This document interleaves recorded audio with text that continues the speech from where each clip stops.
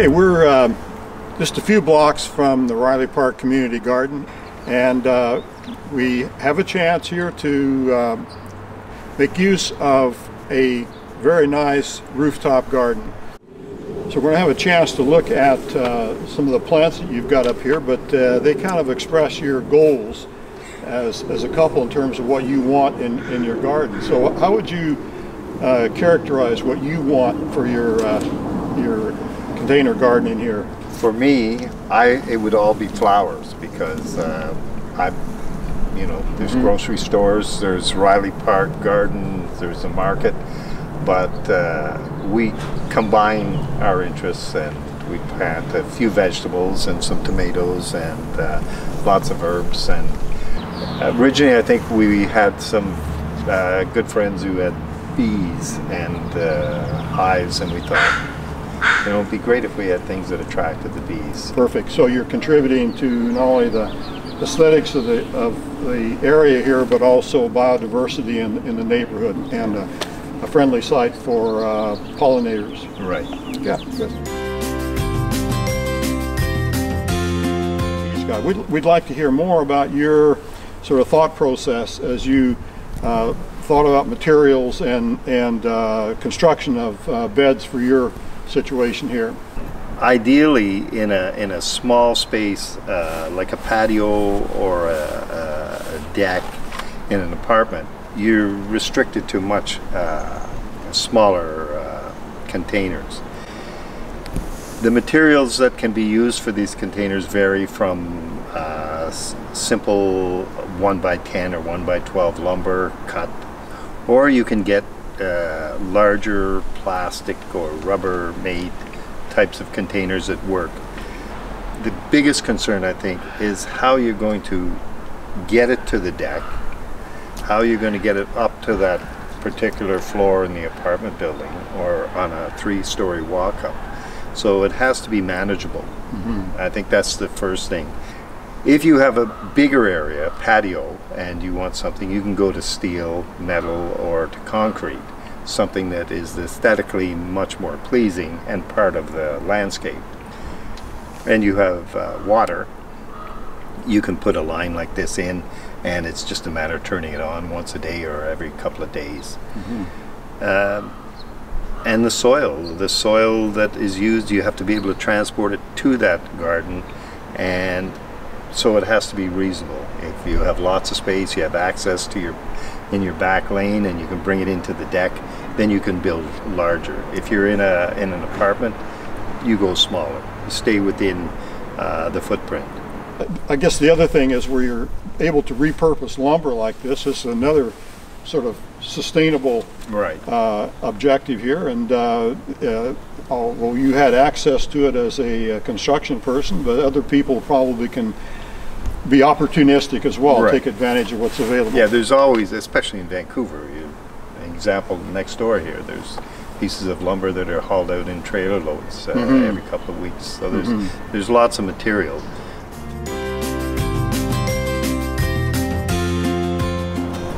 If you are starting out in container gardening and looking for some containers for your balcony or small space, then you have a few different options. It all comes down to your preference and aesthetic style. Now, here in front of me, I have 2 examples of containers that you can use. One is a recycled plastic pot, and the other is terracotta.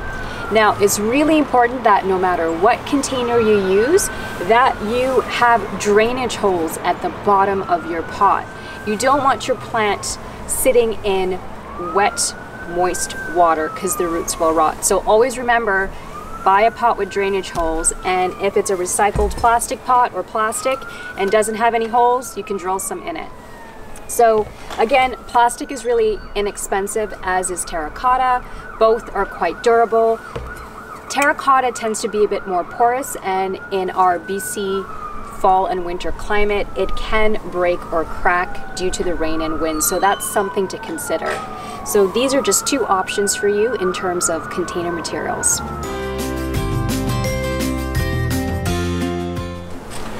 So there are some significant differences between growing in soil where you've got maybe a depth of maybe a meter of soil and you've got unlimited ability for roots to expand through the rooting zone. When we get to container gardening, we then have to start thinking about soil volume and what we put into it for a growing medium.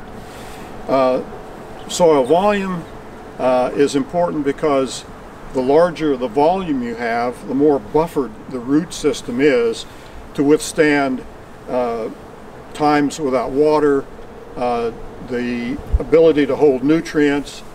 And the other thing that I've noticed on my deck is that a small volume is also susceptible to winter kill, because when you get a cold snap for a week or two, the whole pot can freeze. And so a sensitive plant can be winter killed as a result. The second point is, what do you use to fill the soil or fill the containers? And usually it will be a fairly lightweight material. It's not soil, it's a soilless medium, and quite often there'll be whitish materials in there which are very light in weight. Perlite, which is very light in weight. It does contribute some to water holding and nutrient holding capacity, and would be much better than having gravel or sand materials that add weight but don't really function very much. When you buy material, a growing medium, sometimes they have lots of nutrients in them to start with, sometimes not so much. And certainly once you've grown for a while, you're going to have to be adding nutrients to compensate for nutrient uptake and for what gets leached out of the soil. There are slow release fertilizers, usually not organic fertilizers, that you can use for slow release nutrients. You can also feed it through watering through liquid fertilizer, liquid kelp or fish fertilizers. I like to use a nutrient-rich compost.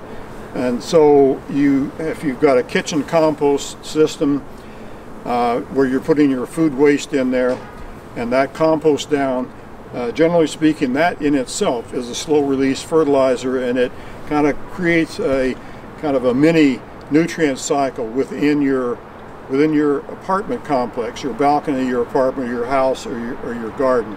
To make use of that means there's less waste going out into the green bin, and you're able to make use of the nutrients in growing your crop.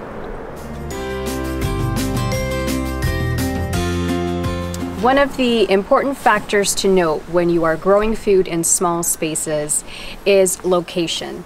So how much sunlight do you receive? In most cases, if you have a south or a southeast or southwest facing property or balcony, you tend to get a lot more morning sun or mid-morning sun or early afternoon sun. But there are times where your balcony space might be quite shady. So think about right plant, right place. Plants like tomatoes and squashes really love a lot of sunshine, and they're heat loving, so they need those 6+ hours of sunlight to photosynthesize. Now, Sean's beautiful garden here gets full sun, so you can see how healthy his tomatoes are. And Sean, can you tell me a little bit about your tomato plants and your squashes and why you chose to grow them in this space? We were looking at different plants that we would use. All the herbs that are planted, we use those when we're cooking. The tomatoes, we love tomatoes, a lot of meals and snacks, and it's just one of those things you're going to use all the time. The squash that we chose is an acorn squash, one that's going to be around in the fall. We repurpose this construction mesh from next door, and we hope that it's going to climb up, give us a lot of production in September and October. The rest in here, the chives, the sunflowers, and the sweet peas are more for entertainment value than food value. Sean, I've been admiring this beautiful plant you have growing in this container. Can you tell me what it is? This is a forsythia. We planted it a number of years ago. It outgrew the space and wasn't getting much sun down below. It has an amazing yellow flower that comes out in the spring, and this year it was great. And the bees love it. The birds seem to enjoy it. We have hummingbirds around here, and not only that, it provides us with some nice privacy when we're up here during the evenings. And I noticed you have a beautiful container here. Is this plastic? This is a fiber plastic container from recycled material, and yes, it's very inexpensive and it's lightweight. So here's a great example in Sean's garden of herbs growing together. And if you have a small space, this is perfect. Sean, can you tell us a little bit about the different herbs you have growing in your garden? Well, these herbs are pretty basic. I think everyone is familiar with them, and it's handy because when you're doing a lot of cooking, especially at this time, people are cooking every night. So it's really nice to just be able to come up here and get what you need. And in this case, we have some basil, some cilantro, Italian parsley, curly parsley. We have some chives and some catnip.